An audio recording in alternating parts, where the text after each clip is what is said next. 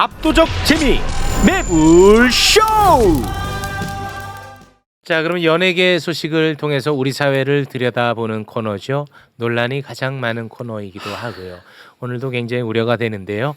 하지만 한번 정면 승부 걸어보겠습니다. 지금 함께 하시죠. 한낮에 매불 논란.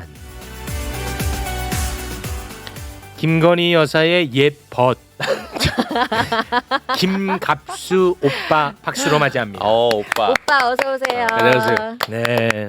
그러지 마. 아, 이게 팩트니까요. 뭐 김건희 여사 옛 벗 알고 있던 사람이 뭐 김갑수 오빠. 한둘이었겠어. 예. 뭐 사실을 말해도 못하게 하십니다. 내가 오빠 소리 들은 건 뭐 사실이잖아요. 옛 벗도 사실이고 뭐. 현재 벗은 아닌 것도 사실이고 맞잖아요. 뭐 틀린 게 하나라도 있어야 자, 말이죠. 다음 거 갑시다.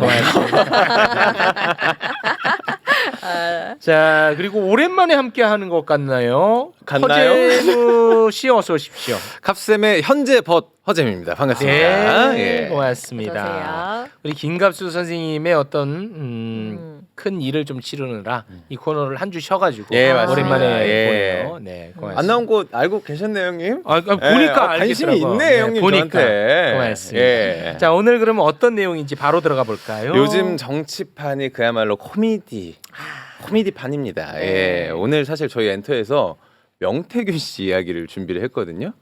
갑수쌤이 왜 이야기를 엔터에서 지금 준비를 해주셨는지 왜요? 제가 한번 읽어보도록 하겠습니다. 일단은 김건희 여사 공천 개입 의혹의 핵심 인물이 명태균 씨잖아요. 근데 이 명태균의 입에 놀아나는 대통령실과 여당 인사들이 있습니다.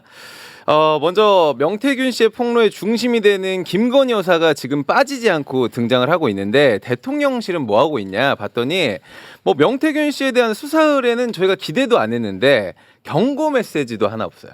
근데 해명이랍시고 내놓은 게 오빠. 친오빠 해명. 그리고 여당을 보면 지금 명태균 씨가 뭐 거의 뭐 계속해서 여당 정치인들을 저격하고 있거든요. 지금 보면은 김재원 최고부터 시작을 해서 홍준표 시장, 오세훈 시장 계속 언급이 되는데 이분들 고소고발 좋아하시는 분들인데 네, 안 하기로 했죠. 단합장을 지금 드렸습니다. 단합을 했습니다. 네. 고소장만 써놓고 지금 접수를 안 하고 있는데 심지어 이제 명태균 씨가 대통령께 물어보고 좀 말해라라고 할 정도예요. 지금 무엇보다 지금 윤 대통령 내외를 한번 보면은 의혹 당사자인 김건희 여사는 물론이고 우리 저기 서결이 오빠도 아무런 대응을 하고 있지 않습니다. 네. 오늘 뭐 한동훈 대표와의 회담에서 언급을 할지는 모르겠는데 지금 명태균 씨 이름이 언론에 오르내린 지가 40일이 넘어가거든요. 네네. 아무런 뭐 별반 반응이 없으니까 의혹만 지금 더 커져가고 네. 있는 상황인데 이거 왜 갖고 온 거야?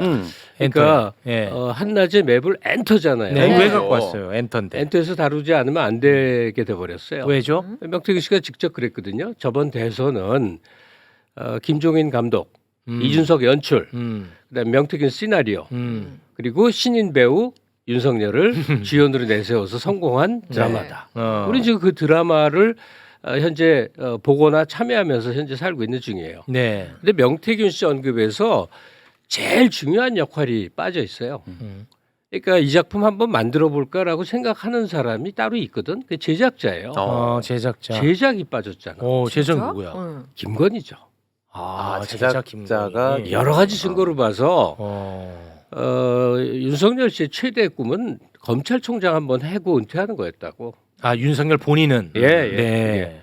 감히 뭐 정치판에 있지도 않았는데 대통령을 꿈꾼다는 건 상상도 못했죠. 네. 근데 그런 남편을 딱 앞세워서 우리 대통령 한번 먹어볼까라고 계획을 세운 실질 제작자는 김건희 씨일 거다. 이게 명확하죠. 그러면 이 드라마의 제목을 정해봐야 돼요. 제목? 드라마의 제목 한번 정해봐 주세요. 이 드라마의 제목이요? 제목. 오빠. 방구나 뽕뽕 끼는 오빠? 제 생각에는 이건 정확한 제목이 있어요. 비선입니다. 비선. 두 글자로 비선. 재미없네요. 아니 재미로 하는 게 아니에요. 네. 근데 왜 비선일까를 우리가 좀 생각해 봐야 되는데 아니 선대본부도 있고 그 많은 공식 조직들이 가동돼서 대선이 치러지지 않습니까? 근데 왜 비선을 필요로 하냐고.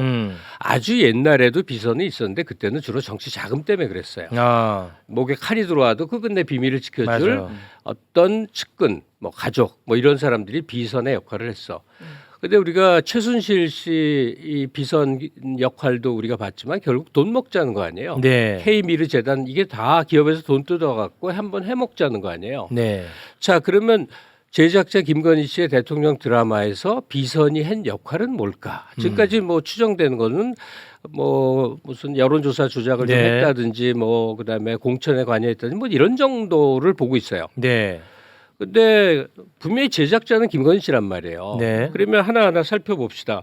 일단 대통령 당선이 딱 되니까 양평의 고속도로가 갑자기 휘어요. 멀쩡한 자리에서 확 휘네. 어. 네, 확 휘더라고. 이야, 이거 특이하다. 그 당선인 시절에 휘었습니다. 당선인 네. 인수위 시절이에요. 그러니까. 예. 네. 이거는 공식 개선에서는 절대로 다룰 수 없는 거죠. 그러니까 자료가 남고 아. 증언자가 있는 공식 라인에서는 이 생각을 할 수도 아. 없고 드러낼 수도 없잖아요.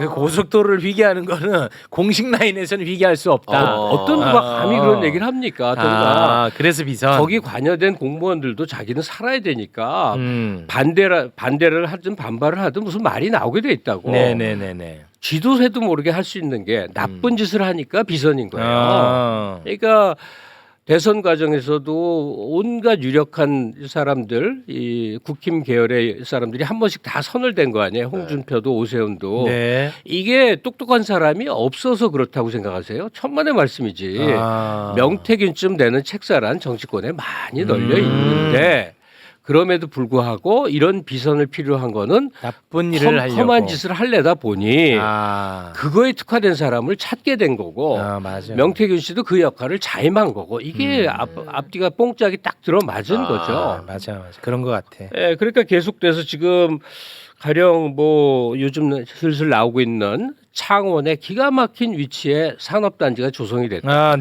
창원 이건 명태균 씨가 지금 녹취에서 나왔지만 내가 아이디어 내서 발의했다는 거 아니에요? 네. 그러면 명태균 돈 먹으라고 해줬을까? 조금은 먹을지 모르지만 그게 중요한 게 아니죠. 이 총 기획자는 누구일까?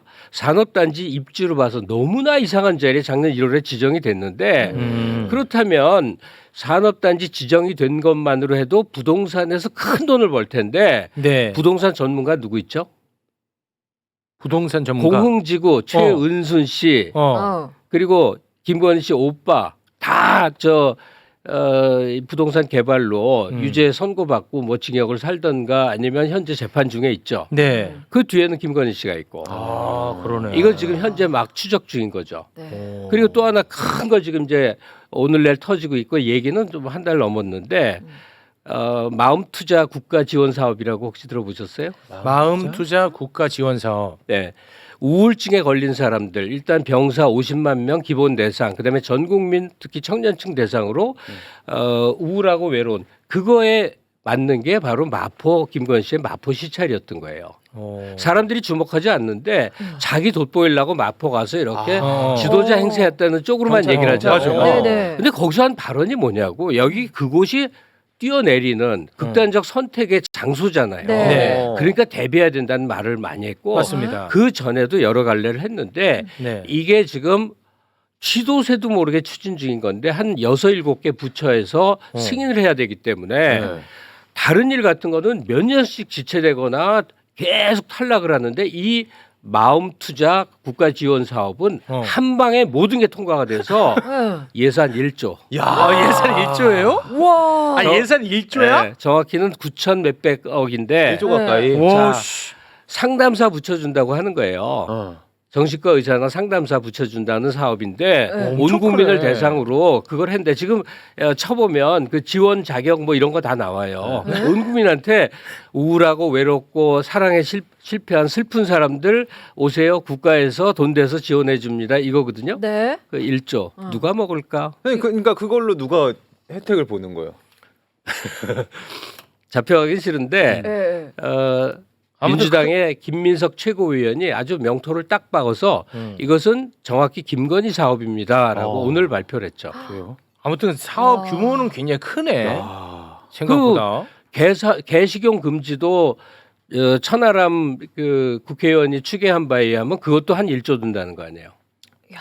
그것도. 예. 네. 그러니까 이게 누가 먹을까 이런 거 보셔야 되고. 네, 그건 이제 국회에서 이제 따져봐야죠. 예, 그다음에 갑자기 우크라이나의 재건 사업에 참여한다고 그러는데 삼성, 현대, SK급의 여기 기업들 들어가는데 갑자기 해외 사업단도 없는 삼부를 참여시켜 갖고 네. 주가를 5배를 빵 튀기고 다 빠져나갔잖아요. 네. 주가 5배 먹었어. 이 투자. 우크라이나 지원 사업 누가 했어? 대통령실이 했죠. 네. 대통령실이 했다고. 그밖에 체코 원전도 지금 이제 모락 나기 시작해요.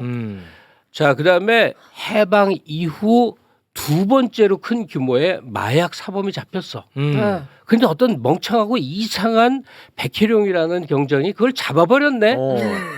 우연히 그때 잡혀서 그랬지 그 전까지 계속 마약은 들어왔어. 계속 마약은 네. 들어왔는데 왜냐하면 그 관세청에서 아예 안내를 해서 일로 들어오세요 해서 네. 통과시켰다는 거 아니에요. 그렇게 해서 마약이 물밀듯이 들어왔네. 그런데 정말 미련한 백경장이라는 사람이 이걸 잡아버렸어. 눈치 없이. 했더니 어떤 일이 벌어졌어. 수사단 해체되고 백경장은 좌천됐죠. 좌천됐어. 그리고는 흔적도 없어졌어. 지금 요즘에 조용하네요. 말레이시아에서 분명히 들여온 건 사실이야. 그렇다면 이 판매 수익금 기타 플러스 이따 얘기할 건데 이건 누가 먹을까? 그러니까 저는 모든 게 한 사람이 먹는다고 얘기하는 게 아니라 비선에 의해서 국가가 돌아가게 되면 이렇게 먹는다는 얘기예요. 이게 지금 언론에 아니, 많이 나와서 알려진 걸 얘기할 거예요. 선생님 앞에 것까지는 진짜 다 수긍이 되는데 야 설마 마약까지 그니까 선배님. 우리나라 어딘가에서 네. 비선에 의해서 사업으로 본다. 네. 에이, 아, 설마. 그거를 에이. 두 번째 항목이 준비된 게 있어요. 뭐 있어요, 거기서 얘기를 할 테니까 와, 이거 마약은 어지럽다. 고길로 좀 보내고 어지러워. 상식적으로 우리가 시스템이라고 부르는 거 있죠. 뭐 가령 용산 대통령실 비서진 또는 각 부처 국장이 있고 위에 차관이 있고 뭐 공식적인 논의 기구에서는 도저히 할 수도 논의할 수도 없고 하면 반대에 부딪힐 만한 일들이 마구마구 빚어지는 것은 바로 비선 때문일 것이다. 장성철이라는 평론가 얘기를 들어보셨죠? 이름을 알죠? 알죠. 장성철 씨가 방송에서 이렇게 얘기해요. 용산 대통령실 구성원의 90%는 김건희 씨가 박은 사람이다. 이건 제가 몰라요. 그냥 장평론가가 얘기를 해요. 90까지 얘기해요? 예, 90%에 가깝다라고 방송에서 얘기를 하더라고. 그렇게까지? 이게 무슨 일이냐? 실질 대통령이라는 의미가 되거든요. 네. 그러니까 명태균 씨가 뒤에서 시나리오를 쓰고 만들었던 대선 이 드라마에서 김건희 씨도 비선이에요. 대통령 부인이긴 하지만 공식 직함이 하나도 없잖아요. 네. 그러고는 차라리 국무총리쯤으로 임명을 하는 게 낫어요. 그럼 공식 논의 기구 안에는 있었을 거 아니에요. 김건희 총리를 하는 게 어쨌든 낫다고. 근데 뒤에서 다 작업을 하면서 이해할 수 없고 도저히 설명이 안 되는 여러 가지 국가 사업이라든지 하다못해 국가가 나서서 주가 조작을 하나 우크라이나라든지 이런 일이 뻥뻥뻥 터지는데 네. 지금 일부 나왔어요. 네. 근데 이 모든 줄기는 김건희 씨로 모이고 있구나. 기획을 해서 제작을 해서 대선 드라마를 쓰고 나니 이제 이 크게 한번 먹어야 되겠구나 하는 네. 이 비선 드라마가 현재 쓰여지고 있는데 뭐 국회의원들이 국정감사에서 이렇게 톡톡톡톡 건드리고는 있는데 이제 이 틈만 지나가라 하고 있겠죠. 네. 이제 곧 예언하지만 11월 중에는 큰 안보 위기가 닥치겠죠. 연예인으로 찔러봐서 이제 안 통한다는 게 계속 입증되거든요.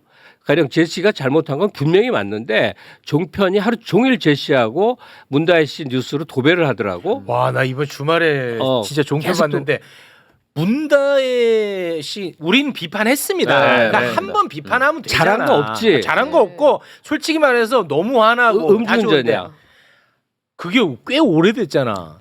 이번 주말 내내 그것만 하더라고. 내내 다른 것들 세상에는 문다혜밖에 안 사는 것 같더라고. 진짜. 그다음에 시사 프로를 하다가 갑자기 와. 뭐 이렇게 중간에 딱 끊고 갑자기 또 문다혜 이걸로 가고 그러니까 문다혜 제시 기타 이런 걸로 이제 도배를 하고 있는데 이 정도 갖고 이제 안 되니까 그러니까 다시는 특검 얘기 뭐 이런 거 지겨워할 정도로 이제 상황을 만들어 갖고 이걸 이제 쓱 넘기도록 하겠죠. 그러니까 비선이라고 하는 제목의 드라마가 이제 쓰여져서 만들어져서 지금 진행 중인데 원래는요 우리가 공화정이라고 부르지 않습니까? 네. 그러니까 이들이 주인공이 아니라 원래는 국민이 주인공이길 바라는 거예요. 네. 지금 근데 국민은 엑스트라고 돈 내고 뭐 이런 돈 뜯기는 역할에만 이제 머물고 있는 게 현실인 거죠. 네, 알겠습니다. 비선이라는 드라마에 대한 이야기를 예. 함께 나눠봤습니다. 다음은 어떤 내용인지요? 두 번째는 유명인들의 주식 관련 사건들을 좀 가져왔습니다. 주식이요? 예. 네. 먼저 카카오의 창업자 김범수 씨 SM엔터테인먼트 시세 조정 의혹으로 구속 기소가 됐습니다. 근데 지난 16일에 불법 행위를 한 적이 없다 혐의를 전면 부인을 하면서 불구속 재판을 받게 해달라면서 보석을 호소를 합니다. 그리고 두 번째 사건을 또 보면 지난 2019년부터 지난해까지 통정매매 방식으로 거액의 부당 수익을 올린 혐의로 구속 기소된 라더견 대표 사건 저희도 좀 얘기를 했었었는데 네. 이게 7천억 주가 조작 사건으로 사상 최대 범죄라고 합니다. 오. 마지막으로 배우 견미리 씨의 남편 이용원 씨 주가 조작으로 거액의 부당 이득을 책임진 혐의로 징역 3년을 받고요. 가석방된 후에도 또 주가 조작 혐의로 구속 기소된 사건이 있었습니다. 물론 주가 조작 늘 말씀드리지만 중범죄고 잘못 있으면 처벌 받아야죠. 근데 이들이 억울해할 만한 일이 이번에 터졌죠. 그래. 예.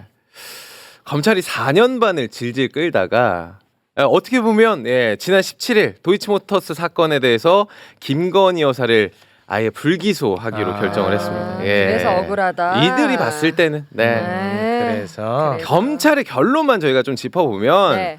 김건희 여사 통장이 주가 조작 과정에 사용되긴 했습니다. 그렇지만 뭐 네, 뭐 그거는 김건희 따로 안 여사 해도 될것 같아요. 네. 어머님 몰랐는데 네, 피해자인데 23억 원. 네, 네, 알겠습니다. 그래서 지금 감옥 안에 있는 주가 조작범들이 억울할 판이다. 자 드라마는 아까 전 소재에서 얘기한 거는 그러니까 왜 비선에 의존할까라는 각도에서 얘기했잖아요. 예? 뒤가 구린 일을 하기 위해선 비선이 필요했다 이런 네. 각도로 얘기를 한 거고요. 그러면 이 검찰 얘기를 하자면 검찰은 왜 그렇게 충성스러울까 이 각도에서 좀 보고 싶어요. 네. 그러니까 지금 주가 조작으로 들어갈 때는 뭐 사람들 또는 이런저런 사범 중에는 너무나 터무니없는 처분을 받는 경우가 상당히 많지 않습니까?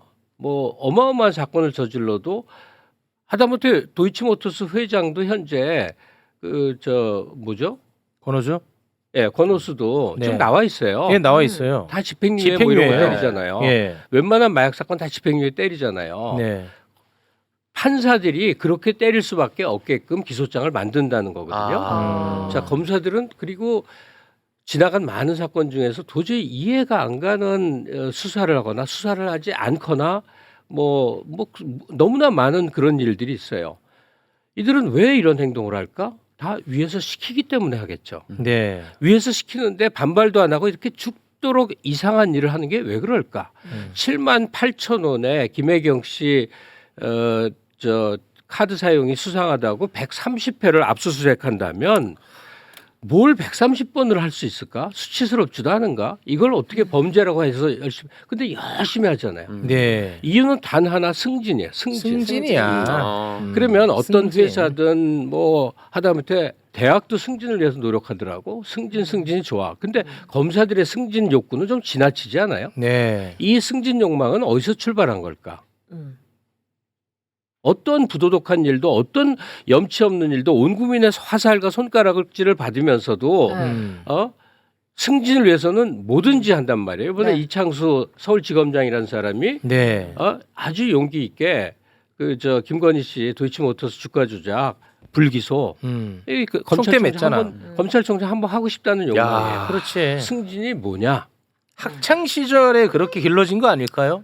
저는 돈이죠. 돈. 그래요. 승진은 돈이죠. 승진은 돈이야? 자, 우리나라에서 모든 재판에서 너무나 중대하게 몇십 년째 영향을 미치고 있는 게 전관예우입니다. 그 단어 바꿔야 돼요. 전관예우는 뭐냐면 전관 비리입니다. 딱 검사를 관두고 나와서 변호사가 됐을 때 그 검찰에서의 지위가 이 전관의 그 규모를 정한다는 거예요. 네. 얼마짜리가 되느냐. 아. 모든 언론에 늘 나오지만 전관이 돼서 딱 검찰에서 나와서 3년 내에 300억 정도 못 벌면 바보라는 거 아니에요? 와. 3년에 300억이요? 네. 아니 뭐 메시예요? 몰라. 와.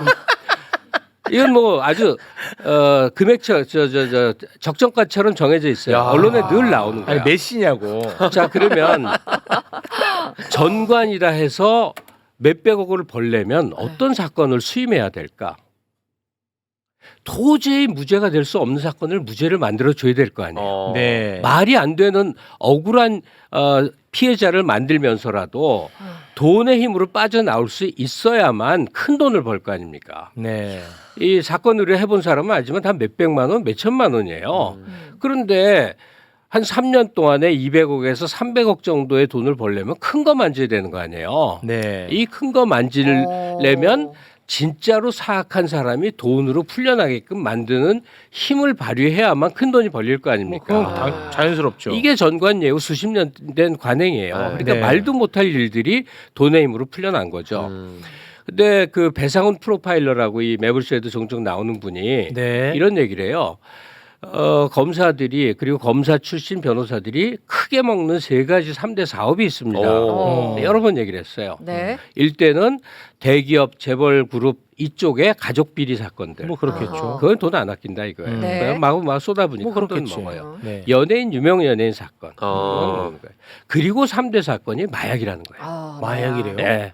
마약에 웬만큼 돈 있는 집안에서 자기 아들이나 딸이 마약에 연루되면 일생을 망치는 분위기로 가기 때문에 돈 안 아낀다 이거예요. 아. 때려 붓는다 이거예요. 큰 돈 먹을 수 있는 거예요.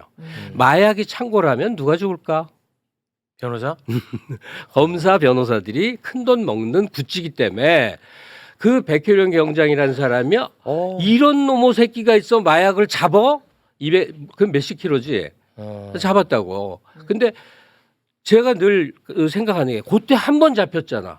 그 전까지 얼마나 많이 들어왔겠냐고. 그렇겠지. 예, 2년 반 동안 계속 들어왔을 거 아니에요. 네. 저 관세청에서 길 안내하면서 이렇게 들어오세요 해갖고 다 줬으니까 설마 관세청장 수준에서 마약 봐주고 몇 푼 먹었을까? 아니겠죠.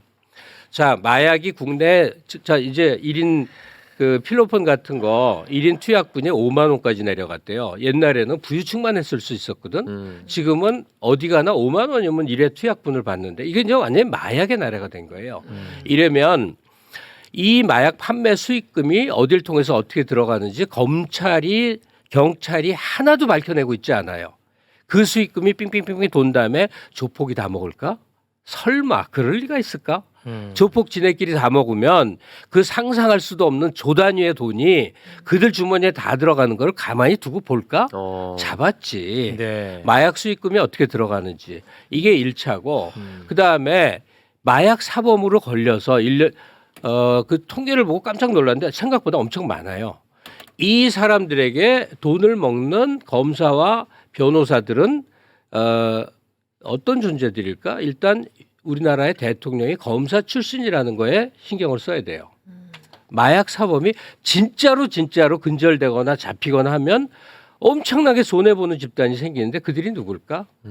마약 사범으로 큰 돈 버는 그런 사람들이겠죠.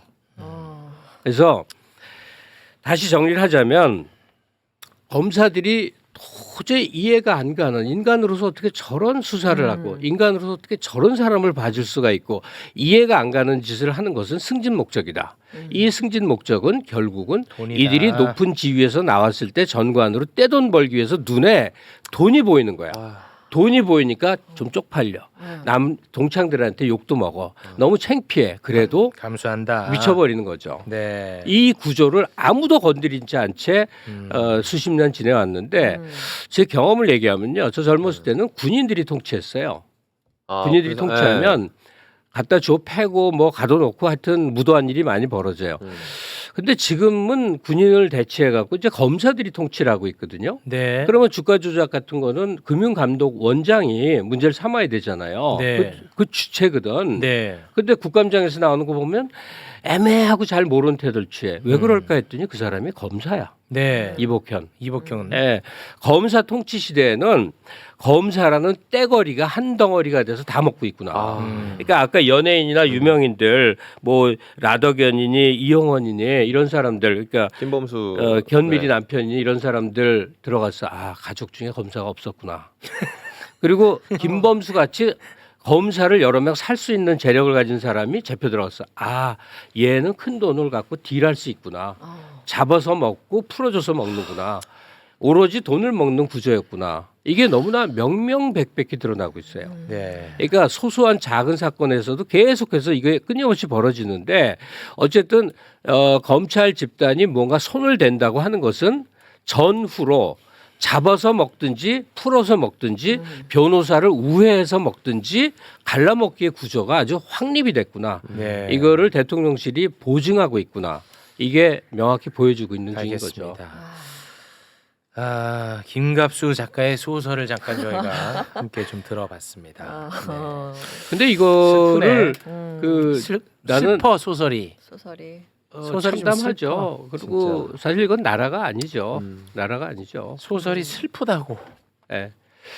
그래서 지금 흘러가는 걸 보면 그 여론 지지율도 나쁘고 뭐 여러 가지 이제 정권의 위기적 상황이 오니까 그냥 위기만, 그러니까 이대로 그냥 가는 게 차라리 낫지 않을까 싶게 전쟁 위기 같은 게 좀 피부로 느껴져요. 그러면 검사 독재도 계속 유지할 수 있고 계엄령을 때릴 수도 있고 정권 재찰 충돌도 가능해지거든요. 그래서 그 세 번째 준비한 거 얼른 짧게 할 수 있어요? 그만해야 못해요? 돼요. 네. 왜냐하면 그 다음에 예. 녹화하실 분들이 지금 그러면 친일에 오셔가지고. 관련된 얘기를 마무리 얘기를 하겠는데 왜 이렇게 일본에 충성을 하느냐. 이게 몇 달 전에도 잠깐 언급을 했던 건데 다시 정리를 해보면 아니 안 되는데 시간이. 아니 그러니까 네. 그냥 마무리 얘기를 하자면 안보 위기를 한국 군이 능동적으로 일으키기에는 미군 통제가 강해요. 일본한테 팍 고개 숙이고 들어가서 일본에 의한 안보 위기를 획책하기 위한 방식으로 일본 하위 국가로 밑으로 기어 들어간 모습이다. 이걸 얘기하고 싶어요. 네. 국감장에서 그 주일 대사 발언 네, 굉장히 맞습니다. 요새 시끄럽더라고요. 네, 저희가 영상을 좀 준비를 했는데 그 영상을 끝으로 마무리 아, 짓겠습니다. 그러니까 아, 그 진짜요? 전에 주일 대사는요 분명히 알아두세요. 주일 대사는 외교관이에요. 네. 외교관은 생각이 없는 사람이에요. 아이 그렇게 또 정부의 말씀하세요. 의견을 그대로 말하는 거지 외교관이 독자적으로 자기 소신을 밝힌다는 건 이건 외교사에 있을 수가 없는 일이에요. 그럼 아니, 발언도 그러니까 예. 주일 대사가 발언을 한 거는 그러니까 영상을 보고 그 논평을 하셨어요. 한국 정부의 발언. 선생님 논평은 알고 보고 있어요. 하셔야지. 어떤 내용인지도 모르는데 사람들이 시간이 지금. 없다며. 예, 그 영상 잠깐만 보고 오겠습니다. 왜 우리 대사님은 강제노동이라는 말씀을 안 쓰시는지 모르겠습니다.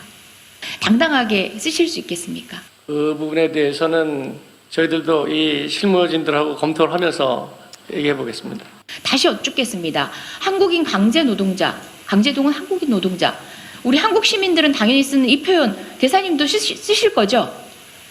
그거는 이제 그 외교적 파장이 어떻게 될 건가 그 아니, 효과가 대통령도 아니시고 생각하면서 해야죠. 다른 마지막으로 한번 묻겠습니다. 한국인 강제동원 노동자라는 단어 사용 못 하시겠습니까? 못한다는 이야기는 안 내렸습니다. 그럼 하시겠습니까? 한다고도 제가 지금 확실하게 말씀드릴 수 없고요. 실실 웃네. 저렇게 웃는 뭐라. 일이 그러니까 너무 뭐 없더라고요. 우리 뭐 선생님 말씀이 너무 맞지. 저 사람은 예. 네. 우리가 그동안 한일 관계라고 그랬잖아요. 항상 일한이라고 말하고 한중일이라고 그럴 때 미일중이라 미중한이라고 표현하고 그러니까 한국을 제일 하위에 두는 발언을 계속합니다. 이게 왜 그러냐 이거야. 저 사람의 소신 천만의 말씀. 아니, 외교관은 맞죠. 그럴 네. 수가 없는 네, 거예요. 그 말씀 정부 맞지. 입장에 훈령을 받아서 그대로 하고 있는 거예요. 그 말씀 너무 맞는 말씀이죠. 거기 반해서 할 것 같으면 일단 본인도 가면 안 되고 그리고 그런 사람은 임명도 안 될 거고 그렇죠. 임명이 됐더라도 잘리겠죠. 바로 자르죠. 아 그럼 너무 맞는 말씀이지. 그거는. 그래서 하여튼 일본의 부속 국가 내지 하위 국가로 저렇게 자청에 들어가는 이유는 바로 안보 위기를 일본이 대응해 줄 수 있기 때문에 이런 관계를 맺고 있는 것이다. 이제 군사 동맹까지 내년에 진전이 된다면 그건 뭐 완전히 그런 관계가 된다. 그걸 누가 바랄까요? 저는 이렇게 굴욕적으로 외교할 바에는 너무 그래도 권력을 유지해야 고속도로를 휘게 하고 뭐 산업단지를 조성해 큰 돈을 먹을 테니까. 그리고 이 부스러기는 주위에 쫙 같이 나눠 먹는 겁니다. 네. 고속도로 휘는 것 때문에 제가 전원책이랑 싸웠었죠. 그치. 그때 생각이 좀 나네요. 네. 아니 유리겔라도 아니고 고속도로를 휘게 해. 예. 그 얘기 중에 좀 잊어먹었는데 그러기 때문에 그 컴컴한 짓이 이 통할 수 있는 사람만 등용을 하는 겁니다. 대표적으로 김대남을 보면 알 수 있죠. 네. 그러니까 대통령실에 지금 등용이 됐다는 사람들이 바로 그 이익 공동체이기 때문에 가능한 거고 그 사람이 엘리트인 것과 그 사람이 능력인 것과 아무 관계 없는 사람들의 지금 이 집단이 돼 있다는 거죠. 네. 네. 이렇게 상황이 안 좋은데도 민주당에서 총리를 하셨던 행안부 장관을 하셨던 김부겸 전 총리는 탄핵 얘기 함부로 하지 마라. 그러니까 김부겸 씨는요 잘 알아두세요. 굉장히 영리한 거예요.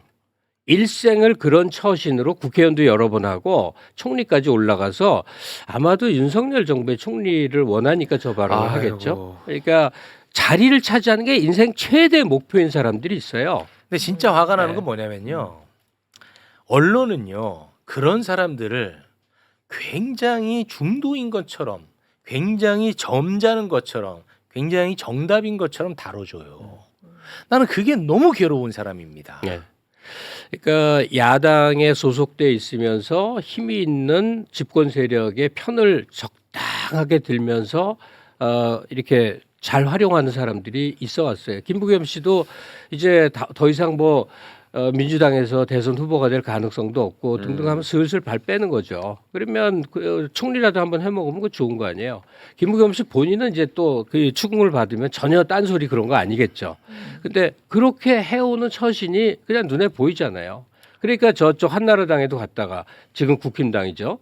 그쪽으로 갔다가 또 민주당으로 왔다가 이렇게 저렇게 하면서 하여간 자리만을 노리는 그런 아주 이상한 사람들이 야당이건 여당이건 그동안 계속 있어 왔어요. 언론이 아무튼 제일 문제인 것 같아요.